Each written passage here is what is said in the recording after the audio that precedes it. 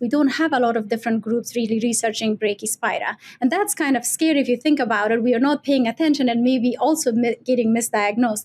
But in Iowa State Veterinary Diagnostic Lab is the biggest laboratory that tests. We have a dedicated lab for Brachyspira. So as far as comparing the resistant profiles, we did a study during my master's. We looked at susceptibility trend over time. We looked at different species of Brachyspira as well, but I'm just going to focus on B. hyo. We didn't see like a trend where it started becoming resistant over time because we were looking at data from 2013 to 2022. But we saw to some drugs, the resistance were higher than the other drugs given.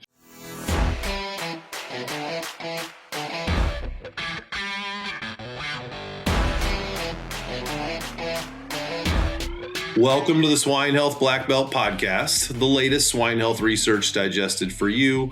My name is Dr. Clayton Johnson. I'm the host of the podcast, and joining me in our illustrious podcast studios for this week's edition is Maria Hakimi. Maria is a PhD student at Iowa State University, and Maria is developing an expertise in the study of Brachyspira hyodysenterii.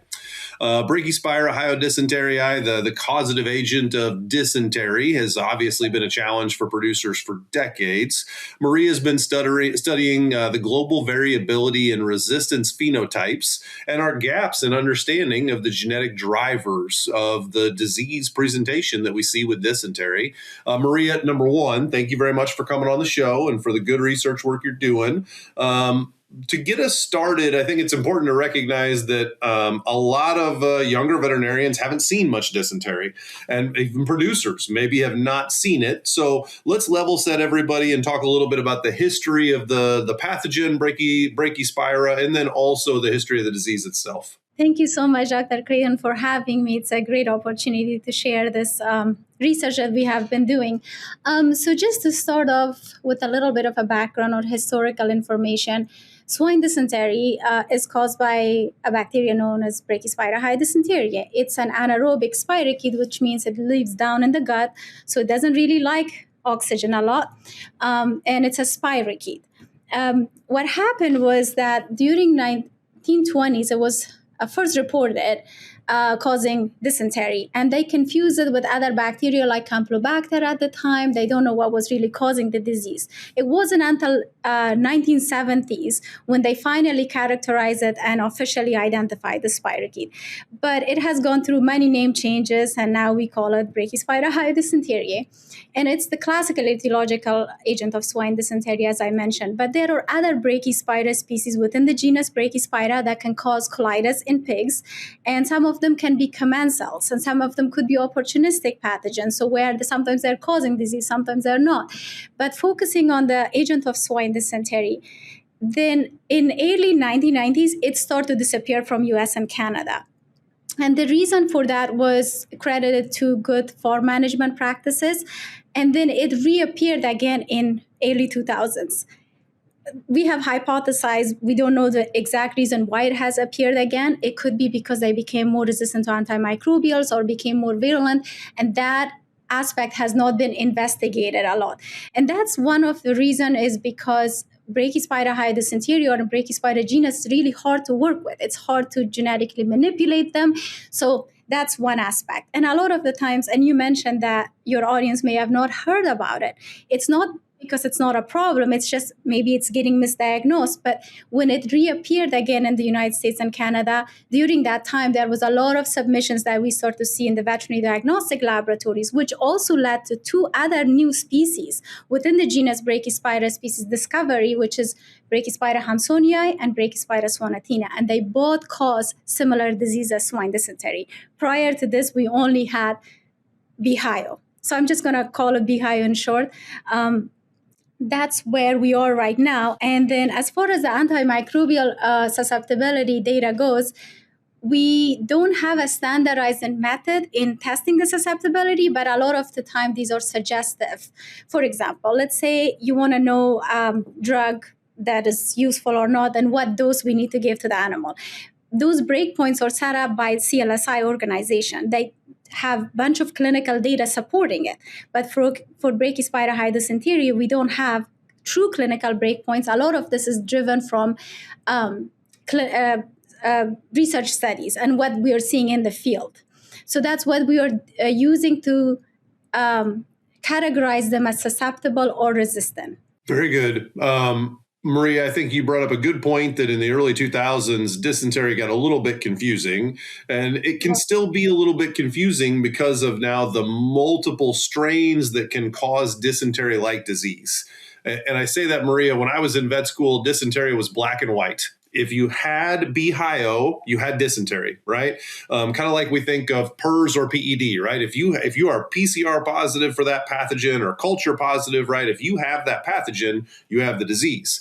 But as we learned with Hamsonii, it seemed like now we started to have a similar pathogen, different species, same genus, right? That could cause similar types of disease, but not as consistently. So it wasn't black and white anymore. It was like an area of gray that's oftentimes uncomfortable for us veterinarians. I'd like you to talk to us a little bit about the trends you have seen in the pathogen as you look over time. Was it a black and white issue that became gray because of the new species that all of a sudden emerged? Or was it always a gray issue and it was more black and white because our diagnostics were limited at that point in time to describe it? Does that make sense? Right.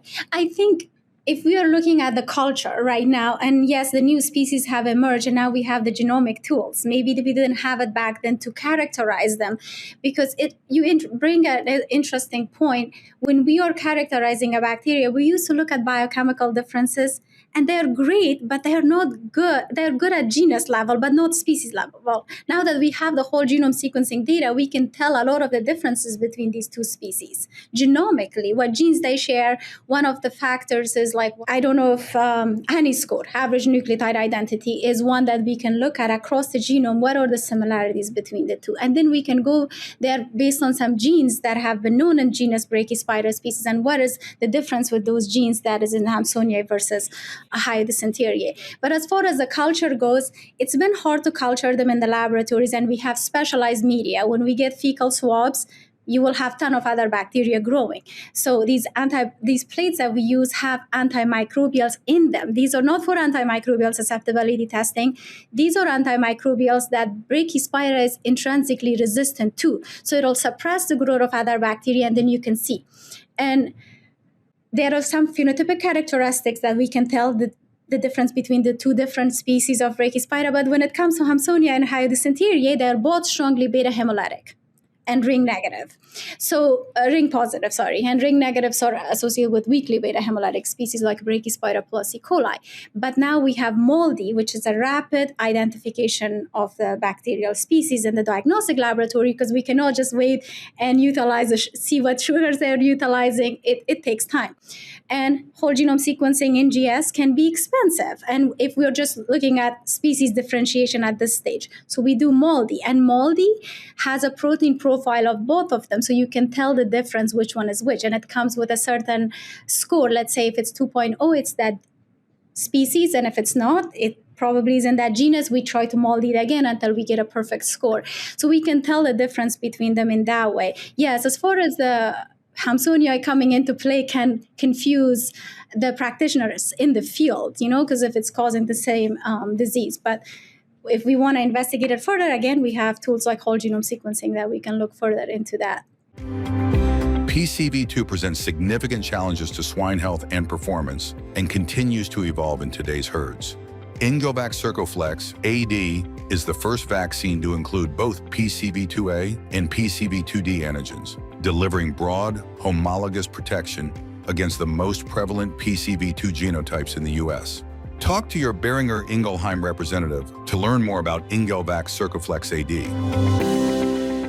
What do you see with trends in resistance or genomics in general within the B. hyo? Let's focus on that. Do you see more variability over time? Do you see the pathogen evolving in terms of resistance, or is it stayed pretty consistent over the recent years? That's a really great question, Dr. Clayton. So antimicrobial resistance, as I mentioned, the history of swine dysentery in the United States, it disappeared for a while. So when a bacteria is not consistently exposed to an antimicrobial, there's not that selective pressure. We see a lot of reports of resistance from the European countries, because it existed. So they have a limited antimicrobials that they use for treatment and control of swine dysentery. So therefore, a lot of resistance being reported. And again, in the United States, we don't have a lot of different groups really researching Brachyspira. And that's kind of scary if you think about it. We are not paying attention and maybe also getting misdiagnosed. But in Iowa State Veterinary Diagnostic Lab is the biggest laboratory that tests. We have a dedicated lab for Brachyspira. So as far as comparing the resistant profiles, we did a study during my master's. We looked at susceptibility trend over time. We looked at different species of Brachyspira as well, but I'm just going to focus on B. hyo.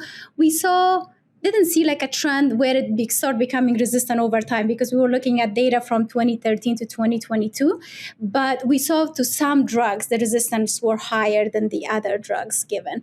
But when we compare that to European, they kind of see a trend in resistance. So that brings us to the mechanism of resistance. What may be causing these resistance? So we have the phenotype data that has, okay, this is resistant or not, these based on these suggestible clinical breakpoints. But when we look at the genotypic, we only have two genes. That one is associated with thiamulin resistant, which is one of the drugs that's given for treatment and control of swine dysentery. And then we have LNUC, which is associated with lincomycin resistant. That's another drug.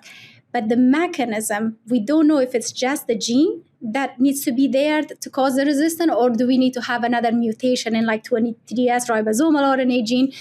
That needs to be investigated. And when we have a gene, let's say this gene was found in E. coli, and now we found it in Brachyspira. I'm just giving a scenario here.